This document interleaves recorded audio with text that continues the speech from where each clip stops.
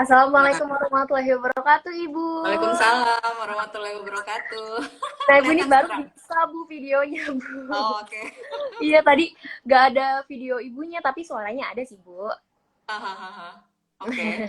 Oke, baik, Yang Bu. penting Kalau bisa ya, bisa kelihatan ya. ya, Ibu. Ibu gimana Heeh. nih, Bu, kabarnya, Bu? Baik, alhamdulillah Alhamdulillah. sehat. Panggilannya Eh, Ninda ya? iya, Bu. Panggilnya Ninda Oke. aja. Ninda Lalu, sehat? Karena di Alhamdulillah, Bu, rumah di rumah sehat. terus belum bosan?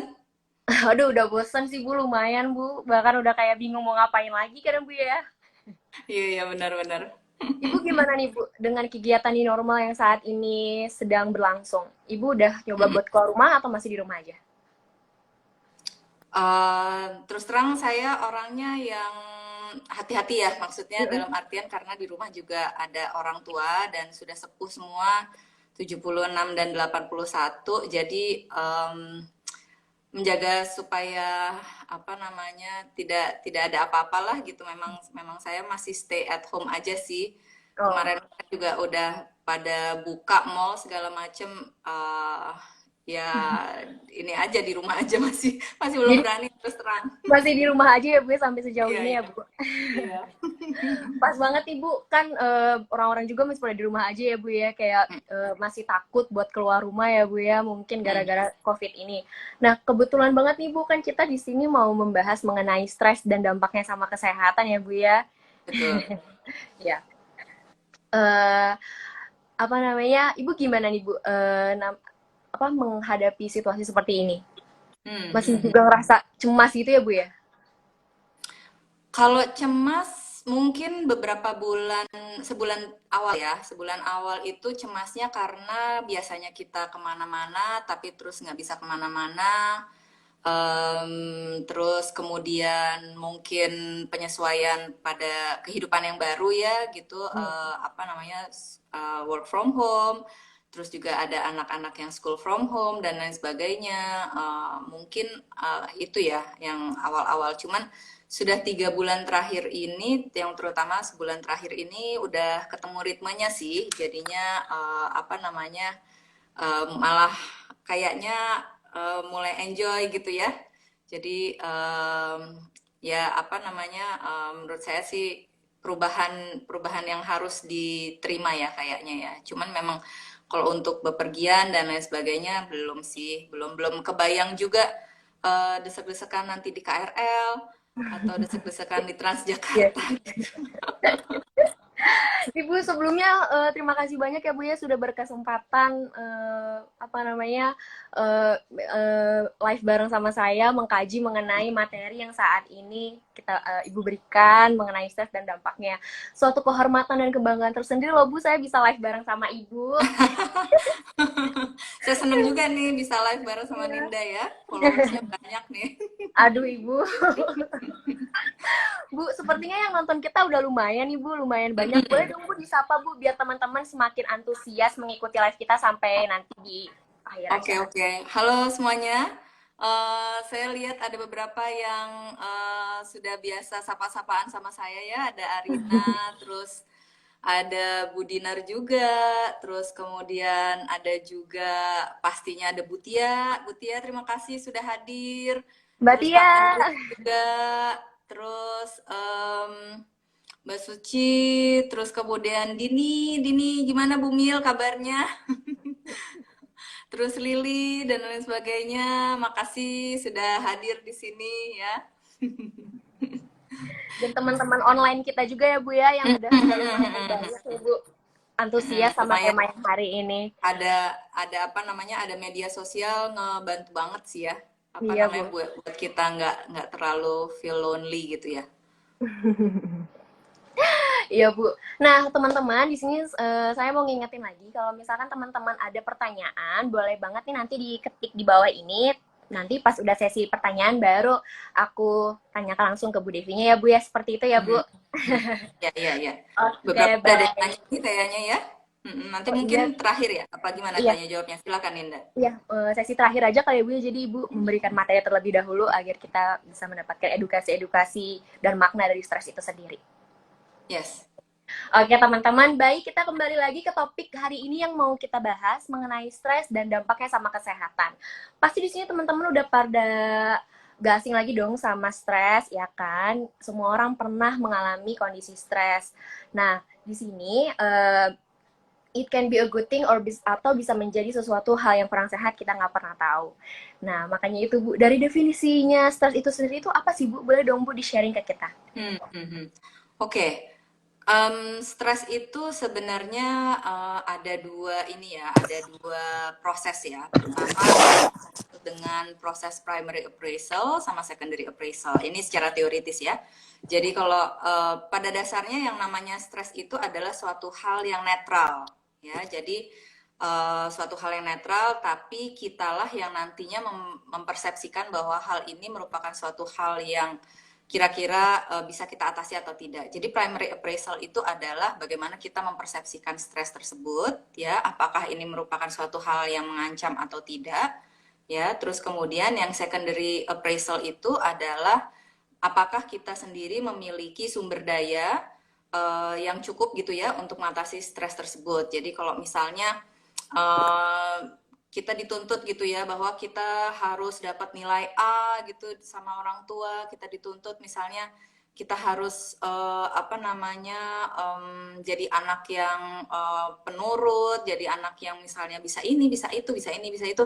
Tapi kalau kita sendiri misalnya tidak mampu memenuhi hal tersebut, pastinya kita anggap sebagai suatu hal yang stressful gitu. Ya, itu Berarti sih. kalau Jadi kalau bisa diintisarikan mungkin sesuatu hal yang kita anggap stressful adalah apabila adanya ketimpangan ya dari apa tuntutan dari lingkungan dan juga kemudian sumber daya yang kita miliki gitu. Jadi kalau kita merasa bahwa ada ketimpangan, ada kekurangan bahwa kita tidak mampu memenuhi hal tersebut, kita anggap sebagai suatu hal yang stressful gitu. berarti lebih singkatnya lebih kayak sesuatu yang apabila adanya ketimpangan dalam sumber daya kita sendiri yang nggak bisa memenuhi itu, kita bisa merasakan kondisi stres itu tersebut ya Bu ya? Betul, betul, betul. Kita merasa kewalahan ya, kita nggak bisa penuhi tuntutan-tuntutan gitu. Oke, baik. Kalau begitu Bu, dari faktor penyebab stres itu sendiri apa aja sih Bu? Dan kenapa ya orang tuh bisa stres gitu loh Bu? Kenapa Bu? Mm-mm. Faktor-faktor yang menyebabkan stres pastinya ada bermacam-macam ya. Kalau buat di pekerjaan tuh misalnya ya, kalau orang-orang yang sudah bekerja, antara lain mungkin beban kerja yang terlalu banyak, terus kemudian pekerjaan-pekerjaan yang mungkin nggak jelas gitu ya. Maksudnya ini yang diminta apa sama atasan, tapi kemudian yang sesudah yang dihasilkan seperti apa, petunjuknya nggak jelas. Terus juga kemudian mungkin malah nggak dikasih pekerjaan sama sekali ya, jadi apa namanya tuntutan yang sangat rendah gitu. Terus kemudian juga mungkin ada konflik dari keluarga juga dengan pekerjaan gitu. Terus kemudian kalau kita selama ini merasakan bahwa yang namanya stres itu adalah suatu hal yang negatif, tapi sebenarnya stres itu juga bisa berasal dari suatu hal yang positif atau yang membahagiakan. Contohnya misalnya kalau kita misalnya nih yang lagi mau menikah ya, kan menikah kan suatu hal yang membahagiakan ya, wah seneng gitu ya Wah karena banget Bu. akhirnya Guys, yang pada akhirnya mau udah nikah ditunggu gitu guys, ya. dapat wejangan dari Eh, Ibu Devi. betul. Nah, tapi kan mungkin merasa oh bahwa dia harus memiliki pernikahan yang misalnya yang mewah, terus kemudian tuntutan dari keluarga yang seperti apa dan lain sebagainya. Terus kemudian dia lihat sendiri, oh ternyata apa namanya yang harus dipersiapkan di dalam pernikahan itu banyak. Belum lagi yang kondisi yang sekarang kan, misalnya sudah apa namanya sudah bayar Sudah, kan biasanya booking booking iya gedung kan banget Bu. sebulan setahun sebelumnya kan Mm-mm. tiba-tiba harus dibatalkan karena ada COVID Aduh, dan lain-lain itu stres sebagainya gitu ya. banget pasti. Ya. Iya, kadang-kadang hal yang membahagiakan itu juga bisa menimbulkan stres. Atau misalnya pindah ke tempat kerja yang baru, misalnya diangkat pekerjaan gitu ya. Mungkin suatu hal yang membahagiakan, tapi karena tidak tahu lingkungannya, tidak tahu pekerjaannya seperti apa, dan mendapat tugas serta tanggung jawab yang banyak gitu, yang lebih besar gitu, bisa jadi merupakan suatu hal yang stressful gitu. Jadi macam-macam sih stres itu ya. Kadang-kadang ada daily hassle juga, ada yang disebut dengan Oh, daily hassle. apa itu Nah, Bu? kalau daily hassle itu jadi hal-hal kecil yang timbul sehari-hari, tapi bisa ngeselin gitu. Jadi kalau misalnya kita misalnya lagi mau pergi gitu, tiba-tiba yang namanya dompet nggak ketemu gitu ya, nyelip entah Iya, di mana. itu suka terjadi sih Bu, saya juga pernah Ya. kayak gitu. Terus kalau enggak kunci mobil entah Mm-mm. keselip di mana gitu ya, atau misalnya mau berangkat tapi bus Transjakartanya lama banget lewatnya gitu ya. Nah, itu mungkin hal-hal yang apa namanya yang sehari-hari yang kita temui yang bisa menimbulkan stres gitu. Oke, oke baik Bu kalau begitu. Lalu Bu kalau misalkan dari kayak misalkan nih kita kan kadang suka kalau misalkan kebanyakan tugas-tugas ya Bu ya untuk para mahasiswa nih Bu terutama kadang suka pusing sama tugas terus kadang juga misalkan punya pacar yang misalkan ngajak berantem terus nih Bu terus kadang kan suka Mm-mm. muncul jerawat-jerawat gitu ya Bu ya kayak Iya, terus iya, dengar iya. kayak iya nih kayaknya gue stres banget ya sampai jerawat-jerawat tuh bermunculan Iya, itu bisa ngaruh nggak iya. sih Bu sama dampak ke kitanya ke kesehatan fisik kitanya gitu tersendiri Bu? Oh, pasti, pasti ya. Hmm. Jadi ini contohnya saya ya. Mungkin awal-awal apa namanya lockdown itu sebulan Mm-mm. pertama saya emang jerawatan banget ya. Makanya saya bilang Mm-mm. sama teman-teman saya kenapa ya kok jerawatan banget gitu ya. Padahal kayaknya mas rutin gitu ya pakai Mm-mm. skincare gitu. Terus kemudian ya meskipun nggak facial segala macam sih, cuman jerawatnya over gitu kayaknya gitu Mm-mm. ya. Dan itu uh, apa namanya merupakan dampak dari stres yang saya rasakan gitu ya. Jadi kan stres itu sendiri sebenarnya merupakan suatu proses yang alami, baik apa namanya hewan gitu ya maupun kita manusia gitu ya sebenarnya kan dihadapkan pada tantangan-tantangan dan kita diberikan suatu mekanisme yang disebut dengan fight or flight gitu ya. Fight itu jadi kita akan melawan ataukah flight itu artinya kita akan melarikan diri gitu ya dari sumber stres tersebut.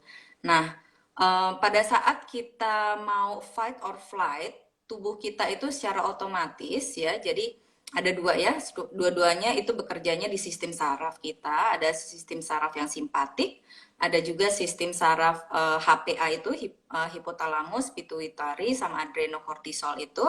Nah, dua-duanya itu bekerja. Jadi memang kita dibekali suatu mekanisme di mana kita akan bersiap-siap untuk menghadapi kondisi stres. Karena kan kondisi stres harus kita hadapi kan. Kita harus Betul. hadapi, either kita hadapi atau kita melarikan diri. Nah, kalau yang ini secara biologis aja ya.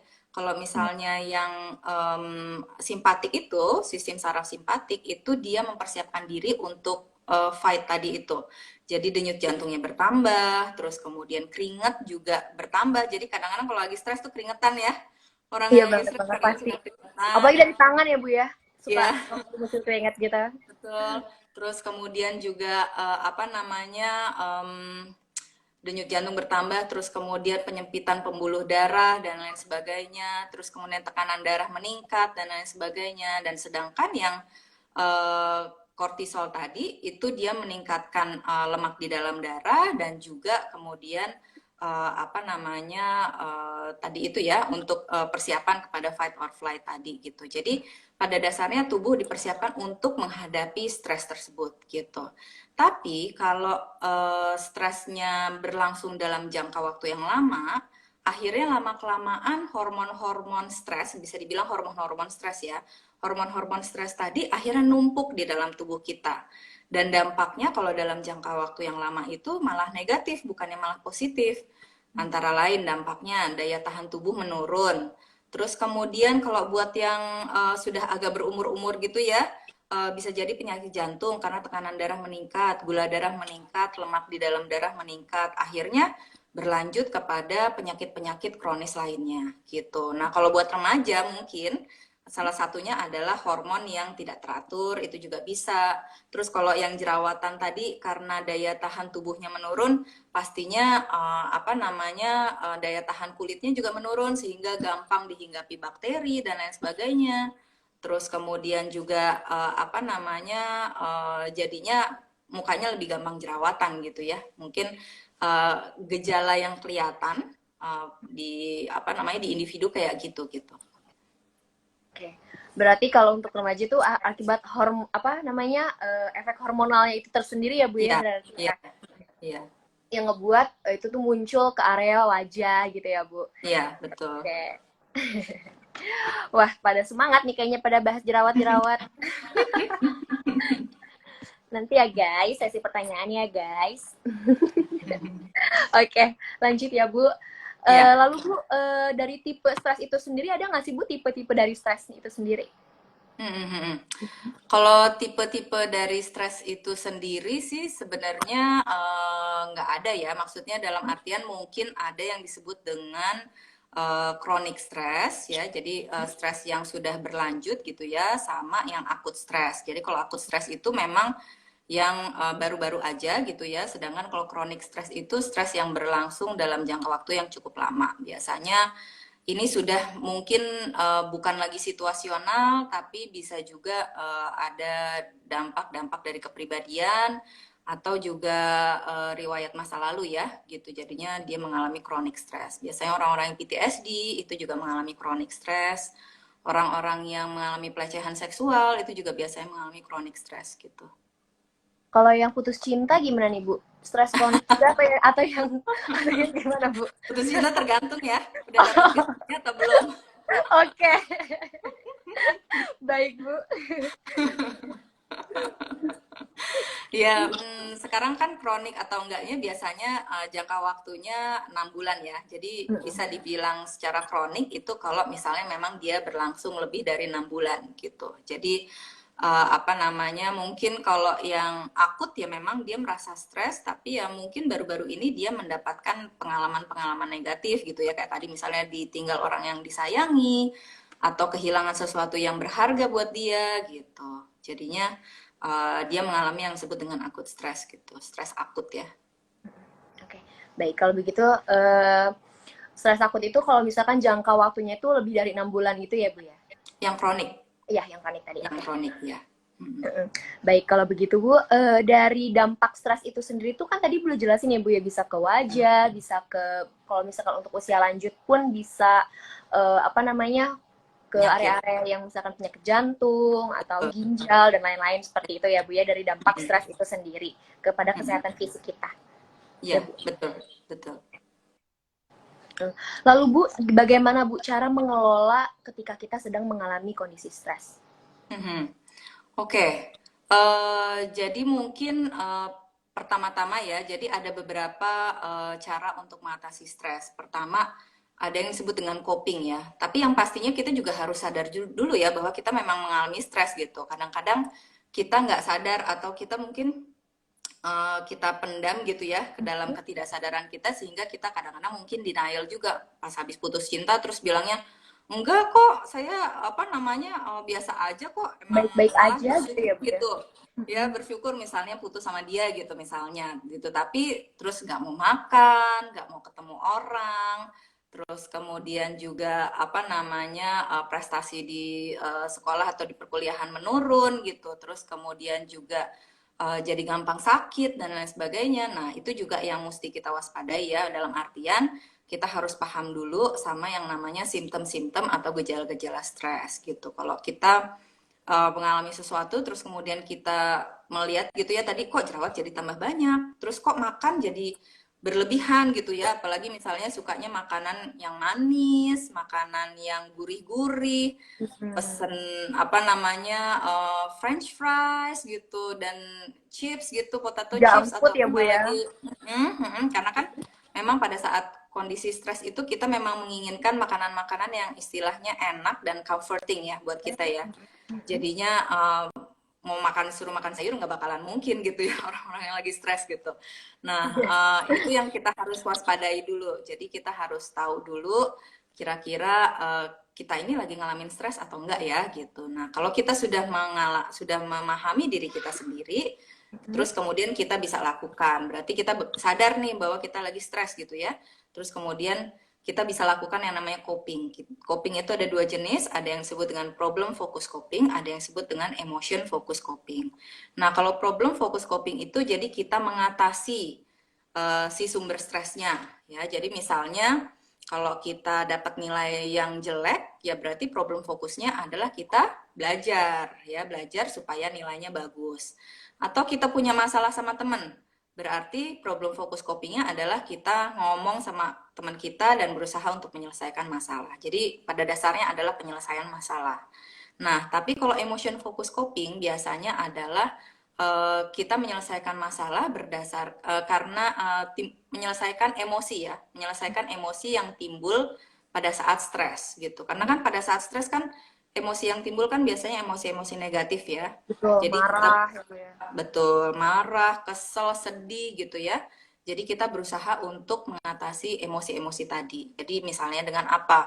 Misalnya dengan curhat sama temen, terus kemudian misalnya kita berusaha mengalihkan perhatian kita, misalnya kalau yang perempuan misalnya um, belanja gitu ya, atau tadi itu makan gitu, Iya.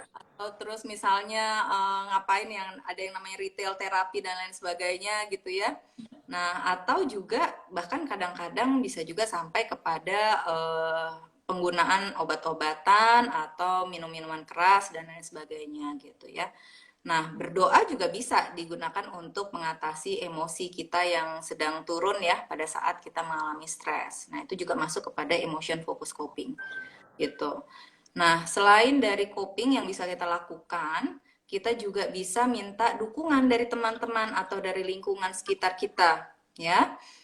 Nah, social support itu merupakan dukungan ya, atau social support dari lingkungan itu merupakan suatu hal yang istilahnya manjur gitu ya, manjur banget buat ngatasin stres kita. Makanya justru kalau pada saat kita stres, kita malah harus minta atau reach out gitu ya kepada orang-orang di sekitar kita supaya mereka bisa apa namanya bisa bantu kita. Either nanti membantu menyelesaikan masalah atau just to listen to our stories gitu. Ya, jadi dukungan sosial, coping itu yang penting kita miliki ya untuk mengatasi stres itu sendiri gitu. Berarti untuk penyelesaiannya itu ada dua jenis ya Bu ya, problem focus coping or emotion focus coping tersendiri ya Bu ya. Kalau misalkan dari problem itu kita lebih mengatasi permasalahan yang terjadi. Misalkan tadi kan Ibu bilang contohnya itu gimana kalau misalkan kita lagi ada masalah sama teman atau sama pacar, kita nggak boleh malah justru ngediemin ya Bu ya, justru harus gimana caranya biar masalah itu selesai ya Bu. Betul Lalu betul. kalau emotion itu lebih kayak bagaimana mengatasi emosi-emosi yang dirasakan ketika sedang mengalami stres ya Bu ya. Iya betul. Oke, baik. Berarti ada dua jenis yang berbeda ya Bu ya di sini ya di dalam tersendiri. Nah, biasanya kalau masalahnya agak susah diselesaikan ya. Jadi misalnya putus pacar gitu ya, putus pacar nggak bisa balik lagi. Aduh ini yang sering akhirnya terjadi nih Bu akhirnya buat anak-anak ujung-ujungnya muda. mesti ngapain ya nggak bisa lagi ya kita misalnya gedor-gedor rumahnya kita minta balikan lagi gitu ya yang pasti biasanya kalau untuk masalah-masalah yang tidak bisa kita selesaikan kita memang sebaiknya menggunakan emotion focus coping gitu. Oke. Eh, Lalu Bu dari kalau sebenarnya orang tuh salah nggak sih Bu kalau misalkan stres gitu Bu, kayak misalkan kita tuh ngerasa stres tuh salah atau gimana Bu? Apa itu hal yang wajar? Gimana itu? Kalau menurut saya hal yang sangat wajar ya, kayaknya justru kadang-kadang stres itu yang bisa membuat orang bangkit dan jadi thriving ya, atau menurut saya flourish gitu, itu juga dari kesulitan kalau menurut saya. Kalau kita sendiri nggak ada kesulitan, saya rasa kita masih tinggal di gua dengan baju seadanya gitu ya. Iya. Karena justru stres itu yang bisa membuat kita jadi lebih baik. Tapi tergantung bagaimana kita menghadapinya, sumber daya yang kita miliki juga, dan juga mungkin jenis stresnya. Kalau misalnya memang stresnya sudah sangat berat dan kita nggak bisa atasi sendiri ya, kayaknya memang harus ada bantuan dari orang lain.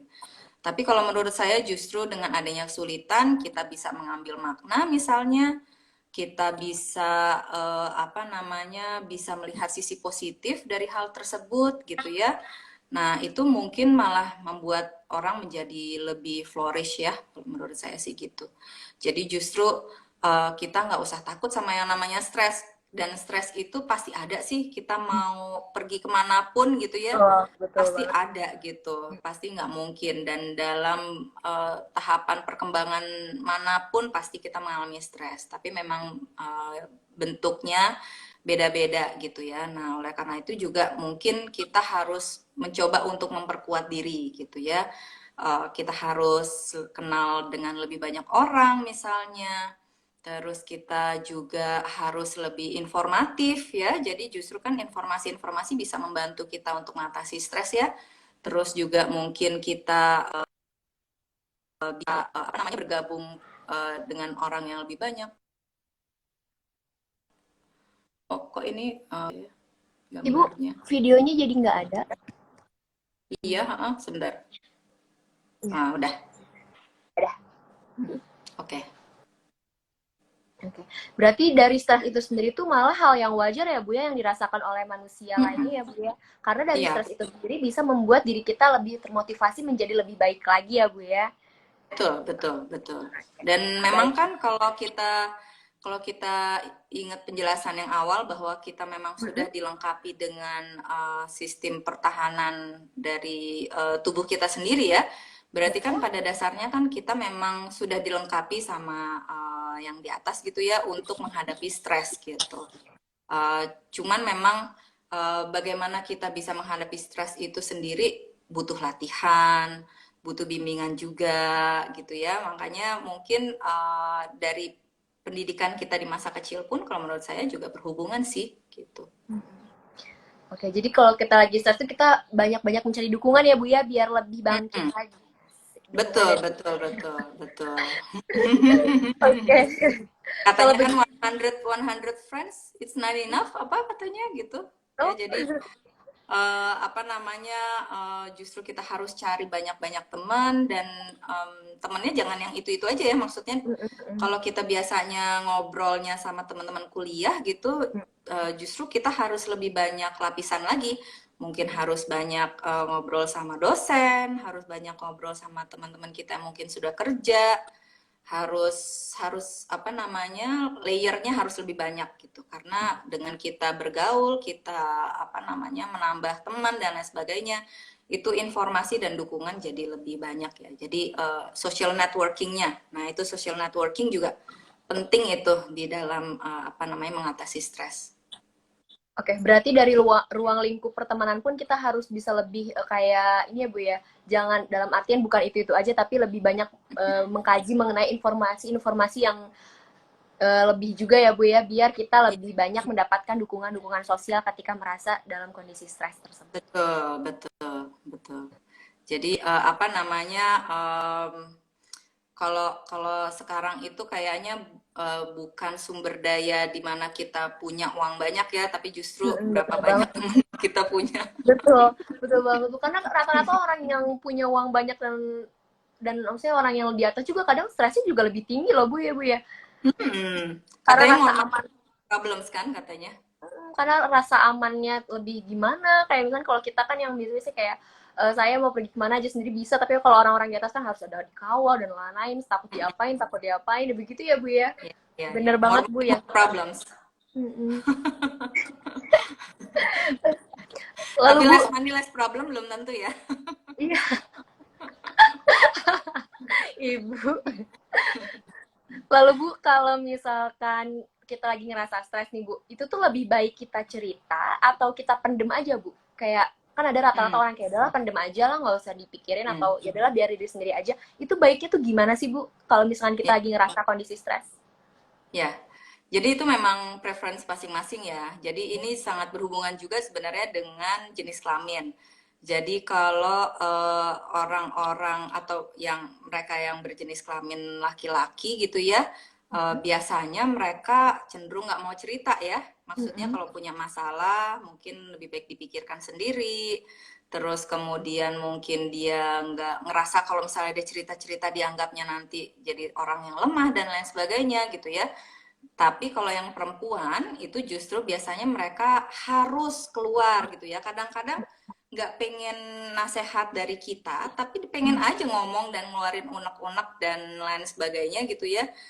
Dan itu pun sudah terapeutik sendiri buat orang tersebut. Nggak kadang-kadang makanya kita dengerin aja curhatan teman kita tanpa kita ngasih saran gitu. Karena kadang-kadang mereka nggak butuh saran gitu kadang-kadang cuma butuh cerita aja dan itu pun sudah membantu gitu. Makanya katanya justru orang-orang yang lebih banyak cerita, yang lebih mampu untuk apa namanya mengemukakan emosi dan perasaannya itu justru lebih sehat sih gitu. Bahkan ada juga yang biasanya disebut dengan cancer prone personality ya. Jadi ada type C behavior itu adalah orang-orang yang memiliki masalah dan cenderung untuk memendam masalah. Nah, biasanya katanya, bukan katanya ya, menurut penelitian-penelitian yang ada cenderung memiliki penyakit kanker atau berhubungan dengan penyakit kanker. Jadi pastinya lebih sehat sih kalau menurut saya untuk cerita gitu ya kepada siapapun yang kita percaya. Tapi ya pastinya harus yang kita percaya. Jangan malah nanti kita ngomong ke siapa, jadinya nanti malah Diomongin lagi gitu ya Bu nah, ya. nah betul betul. Oke, jadi lebih baik tuh kita sharing ya Bu ya, meskipun kita nggak Mm-mm. mendapatkan advice-nya, tapi kita udah mengeluarkan apa yang kita rasakan, dan kita tuh sebenarnya cuma Betul. perlu didengar aja gitu ya Bu. Betul, betul. Karena kebanyakan kalau perempuan gitu ya, Mm-mm. kadang-kadang cuma pengen ngomong aja gitu, kadang-kadang cuma pengen meluapkan aja gitu, pengen gitu, pengen rasanya pengen gimana gimana gimana gitu. Nah, itu apa namanya? Kita ya dengerin aja. Karena kadang-kadang orang-orang yang senang cerita gitu juga ya mereka mereka sebenarnya tahu kok mereka mesti ngapain gitu. Kadang-kadang juga kita apa namanya ngasih nasihat-nasihat juga belum tentu dipakai sih. Oke, baik Bu kalau gitu. Wah Bu, sepertinya udah banyak banget nih Bu yang nanya. Kita buka sesi Iya, pertanyaan iya. tadi ya Bu ya, kalau begitu ya Boleh, Bu. boleh, boleh. Iya. Baik, ini saya scroll up dari atas ya Bu ya, biar semoga Iya, pertanyaannya dapat terjawab semua ya teman-teman. Semoga waktunya cukup ya. iya, iya. Oke, eh dari atas itu ada nih Bu. Hai, selamat siang. Aku Devi dari Bogor. Oh, ini namanya Bu Devi Oh, juga. sama ya namanya. Kalau aku tipikal orang yang lagi stres, ngaruh ke jerawat. Bahkan yang lebih parah, aku Hmm. pernah haid 1 bulan 2 kali. Itu gimana ya? Dan cara pencegahannya seperti apa? Terima kasih. Itu bagaimana, Bu? Iya, Katanya dia pernah mengalami haid 1 bulan 2 kali dan ngaruh ke betul. jerawat. Oke. Em, actually, saya juga pernah ngalamin ya. Jadi kalau saya boleh cerita dikit, waktu dulu mau apa namanya, mau promosi Mm-mm. untuk dokter saya itu saya haid sebulan 2 kali. Jadi memang apa namanya kondisi stressful itu saya ngerasa nggak stres, maksudnya saya nggak ngerasa kayak pusing banget atau saya ngerasa keringetan atau segala macam, saya ngerasa oke. Tapi memang terasanya pada simptom-simptom yang ada di dalam tubuh saya gitu ya. Jadi terus gatal-gatal dan lain sebagainya gitu ya. Tapi begitu masalah itu sudah selesai sih, sudah lewat gitu. Maksudnya akhirnya kembali lagi kepada apa namanya siklus haid yang normal gitu ya. Jadi itu menurut saya sih suatu proses atau suatu mekanisme yang alami ya. Tadi kan kita sudah bahas bahwa memang ada gangguan-gangguan hormonal juga atau hormon-hormon kita ada yang meningkat gitu ya pada saat kita mengalami stres gitu. Tapi ya itu ya pastikan juga bahwa memang hal tersebut tidak berlangsung dalam jangka waktu yang lama sehingga nanti tidak berdampak negatif terhadap kondisi kesehatan kita selanjutnya sih gitu. Oke, berarti yang penting nggak berlanjut seterusnya ya Bu ya. Kalau misalkan dalam taraf yang sebulan cuma 2 kali itu, tapi nggak berlanjut, itu nggak apa-apa ya Bu ya? Masih dalam batas Iya, normal ya Bu? iya, Oke. betul. Ya, yang pasti ya kita harus tadi itu ya kita harus pahami bahwa kita memang pahami dan akui ya, pahami dan akui bahwa kita sedang mengalami masalah. Kalau kita bisa selesaikan, kita selesaikan. Kalau misalnya kita sudah coba selesaikan tapi nggak membantu dan masalah tetap berlanjut, ya mungkin kita harus minta saran atau pergi ke tenaga yang lebih profesional ya, yang bisa ngebantu kita. Oke, baik kalau begitu Bu. Lalu Bu, ada lagi nih Bu pertanyaan kedua dari Senja Bu. Katanya bilang, kalau Dok, gimana caranya mengurus anak-anak biar tetap happy dan kerjaan ngurus anak juga bisa enjoy? Oh, ini yang dirasakan oleh orang tua Bu kayaknya Bu. Kita Iya, pindah iya, iya, lagi, iya. pindah aliran lagi Bu jadi ke Oke. orang. Oke, Oke. pastinya itu juga saya alami ya karena saya juga Mm-mm. apa namanya wanita bekerja gitu ya, ibu-ibu bekerja gitu, dan kita punya yang namanya work family conflict gitu ya, yang namanya tuntutan dari pekerjaan yang kadang-kadang akhirnya harus menyita waktu kita di rumah, terus juga kemudian anak-anak juga terutama kalau masih kecil ya, pastinya kan Mm-mm. ada tuntutan-tuntutan tersendiri, entah Betul. entah dia misalnya masih harus disusui kah, atau misalnya sakit. Nah, yang kalau saya ya, yang paling pusing tuh kalau anak udah sakit, tapi kita Mm-mm. harus kerja gitu. Nah, itu yang memang salah satu dampak atau salah satu apa namanya konflik yang dialami oleh ibu bekerja. Ya itu merupakan konsekuensi kalau menurut saya ya. Kalau mau diatasi seperti apa, pertama mungkin apakah ada orang yang bisa kita percaya untuk mengurus ya, istilahnya mengurus anak kita di rumah. Ya mungkin entah dengan ibu kita sendiri atau mungkin kalaupun tidak ada, zaman sekarang mungkin ada CCTV kah gitu ya yang bisa kita pakai untuk pantau keadaan anak di rumah. Dan kemudian ya mungkin ya meminta izin kepada atasan ya, meskipun ini agak sulit ya buat orang-orang yang udah bekerja di kantor. Misalnya sering-sering dirasa kalau punya anak kecil nih, sering banget sih minta izin dan lain sebagainya gitu ya. Cuman ya memang ini adalah konsekuensi kalau menurut saya. Dan kalau kita sudah memilih untuk menjadi wanita bekerja ya atau ibu yang bekerja, kalau menurut saya ya itu adalah pilihan ya. Jadi memang kalau kita sudah memilih untuk jadi ibu bekerja ya kita harus mencoba untuk happy sih di dalam pilihan kita tersebut dengan cara ya tadi itu kan kalau ada di rumah ada nggak yang kita bisa percaya atau kalau di kantor kira-kira bisa nggak kita minta kelonggaran-kelonggaran tertentu sih gitu. Baik, berarti kalau misalkan kita lagi dalam kondisi seperti itu, kita lebih mempercayakan anak kita terhadap orang-orang yang benar-benar kita percaya ya, Bu ya. Betul, betul. Karena kan Agar memang tidak sedikit ya kalau berita-berita yang sekarang yang terdengar ya. betul banget, Bu. Agar kita bisa lebih maksudnya bisa lebih concern lagi sama apa yang kita lakuin dan juga anak kita juga tetap tenang gitu ya, Bu, yang biasanya lebih dialami sama ibu-ibu gitu. Oke. Betul, Okay. betul. Baik, Bu. Ini langsung lanjut, Bu, ke pertanyaan ketiga. Yes. Dari Suci Nuraninanda. Katanya, Bu, bagaimana kecemasan dan stres mana yang duluan timbul? Apakah kecemasan menimbulkan stres atau stres menimbulkan kecemasan? Gitu, Bu. Oke, stres dan kecemasan. Kalau stres itu, kalau kecemasan dulu ya mungkin ya saya bahas ya. Betul. Kalau kecemasan itu biasanya merupakan suatu bentuk ketakutan sih ya. Jadi fear and anxiety itu biasanya related. Jadi agak berbeda sebenarnya, tapi kadang-kadang dirasakan menjadi suatu hal yang sama gitu ya. Karena kalau kecemasan itu biasanya objeknya tuh tidak terlihat dan tidak kita hadapi saat ini. Misalnya kita kayak tadi mau menghadapi ujian, ujiannya masih lama gitu ya, tapi kita merasa bahwa ujian ini penting, sehingga kita merasa cemas. Wah, saya bisa nggak ya nanti ya ngerjain ujian ini?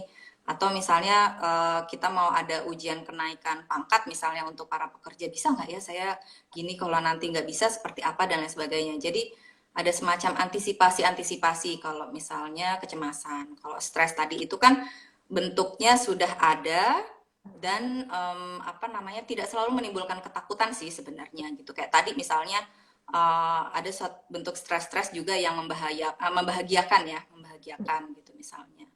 Dan biasanya kalau stres itu kita sudah alami dan kita sudah hadapi. Tapi kalau kecemasan biasanya barangnya atau bentuk atau objeknya atau yang kita hadapi itu sebenarnya belum kita hadapi sih, cuman dia ada di pikiran kita gitu ya. Makanya disebut dengan kecemasan karena kita mikirin terus hal tersebut gitu. Oke, berarti kalau perbedaan kecemasan sama stres itu sendiri adalah kalau kecemasan tuh bentuknya maksudnya belum jelas gitu ya, belum secara Mm-mm, spesifik gitu ya, bahwa masih bisa kita betul, atasi dengan gimana caranya kita bisa meredam si kecemasan ini. Lalu kalau betul. misalkan stres itu sendiri udah jelas nih kita stres karena apa gitu kan, Bu, maksudnya Ya, dalam artian sudah jelas dan spesifik gitu. Oke, ya, ya. baik. Meskipun Lalu, kadang-kadang kita nggak sadarin ya bahwa kita lagi stres gitu ya. ya, oke. Eh, lalu Bu, kita lanjut ke pertanyaan keempat ya, Bu ya. Ya, Oh, ini alhamdulillah pas hate bukan. Oh, ini Bu dijawab lagi Bu. Alhamdulillah pas head 1 bulan 2 kali. Itu hanya 1 bulan aja Bu, selebihnya Iya, normal. Hehehe. Terima iya. kasih Bu Devi. Berarti udah BTW lewat tuh ya. Ininya apa namanya, stresnya mungkin udah lewat. stresnya udah lewat.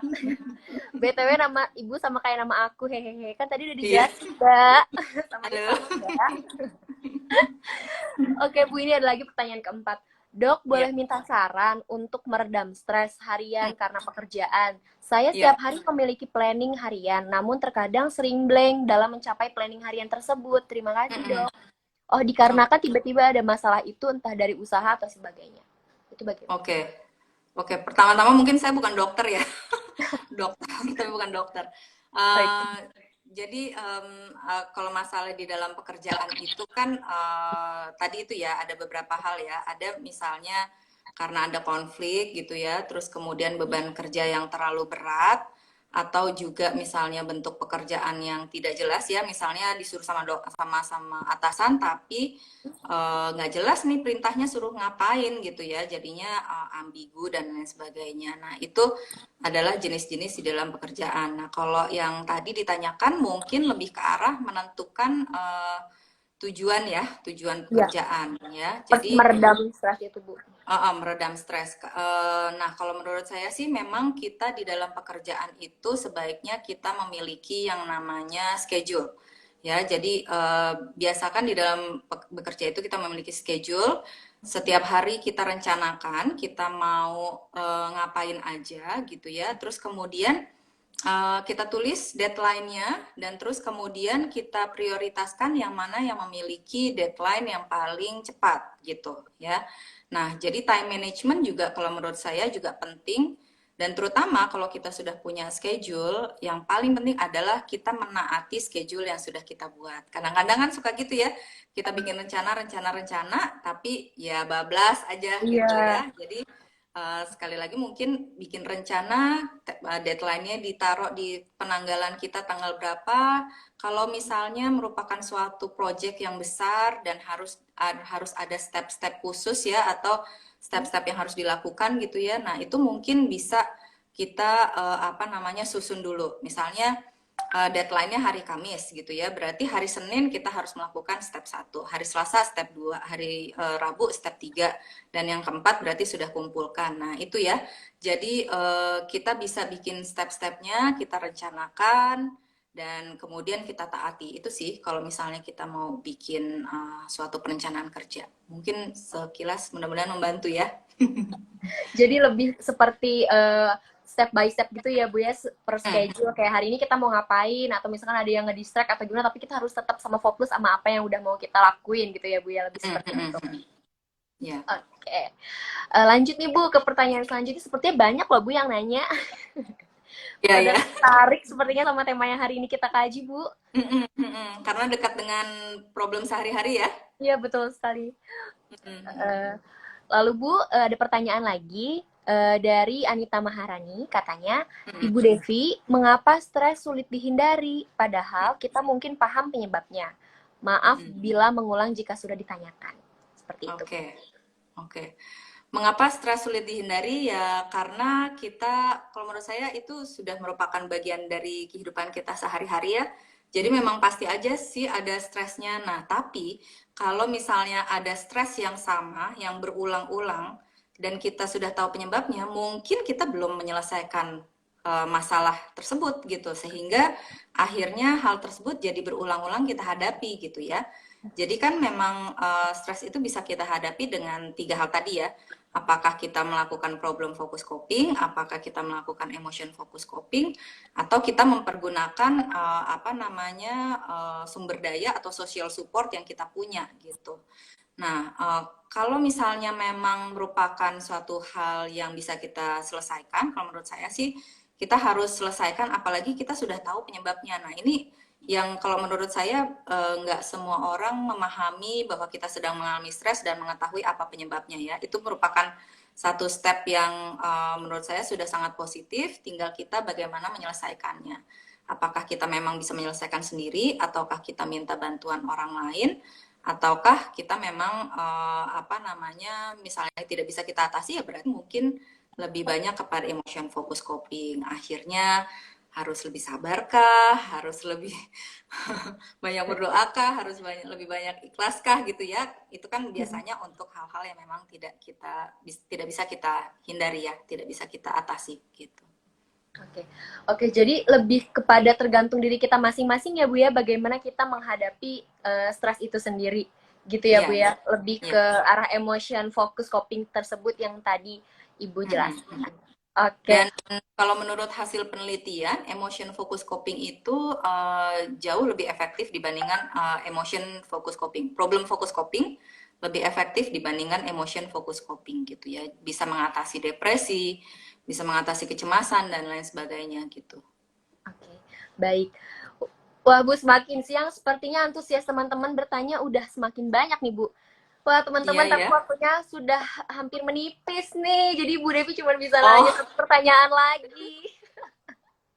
Oke, mungkin satu pertanyaan dari mana nih Bu?